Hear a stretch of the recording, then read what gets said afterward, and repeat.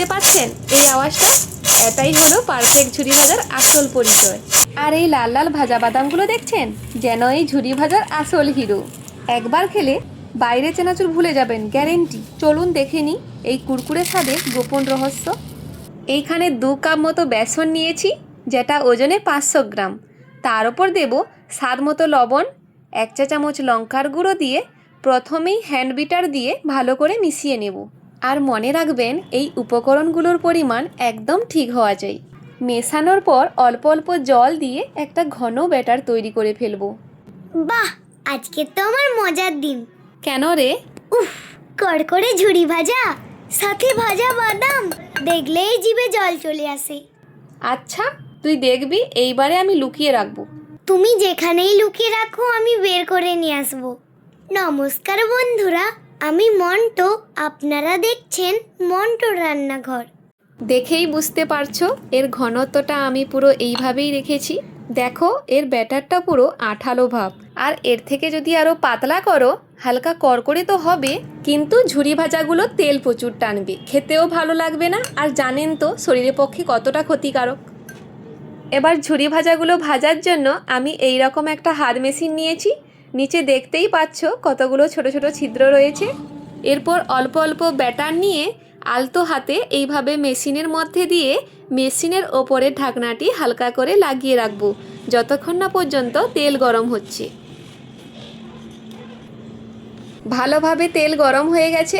এরপর হাত মেশিনটিকে শক্ত করে ধরে গরম তেলের ওপর ঘুরিয়ে ঘুরিয়ে চাপ দিলেই কুরকুরে ঝুরি ভাজা রেডি। এই যে দেখতে পাচ্ছেন তেলের ওপর ফেনা ফেনা হয়ে আছে। কিছু সেকেন্ডের পর এই ফেনাটা যখন থাকবে না, তখনই বুঝবেন ঝুরি পারফেক্টভাবে ভাজা হয়ে গেছে। তখনই তেল থেকে তুলে নিতে হবে। এইভাবে একই প্রসেসে সবগুলো ঝুরি ভালো করে ভেজে নেব। ওমা, ঝুরি ভাজাগুলো পুরো বাজারের মতো দেখতে হয়েছে। এগুলো শুধু দেখতে সুন্দর নয়, স্বাদেও অতুলনীয়। তো বন্ধুরা, যারা যারা এখনো পর্যন্ত এই ছোট্ট বন্ধুর চ্যানেলটিতে সাবস্ক্রাইব করেননি, প্লিজ ভিডিওটিতে একটি লাইক করে চ্যানেলটিতে সাবস্ক্রাইব করে আমার পাশে থাকার অনুরোধ রইল। সবগুলো ঝুরি ভেজে নেওয়ার পর ওই তেলে কাঁচা বাদামগুলোও ভেজে নেব। বাদাম কিন্তু বেশি ভাজা হলে খেতে তেতো লাগবে। তাহলে কি করে বুঝবেন? তেলের ওপর ফেনা ফেনা দেখতে পাচ্ছেন? এই ফেনাটা যখন থাকবে না, তখনই বুঝবেন পারফেক্টভাবে ভাজা হয়েছে। তেল থেকে বাদামগুলো তুলে নিয়ে ক্যারি পাতাগুলো ওই তেলে ভেজে নেব।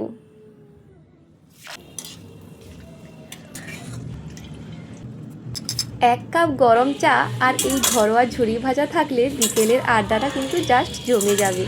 একদম সহজ উপকরণে, কোনো ঝামেলা ছাড়াই তৈরি করে নিলাম দোকানের মতো কুরকুরে ঝুরি ভাজা। একবার বানালে স্টোর করে রাখতে পারবেন মাসের পর মাস।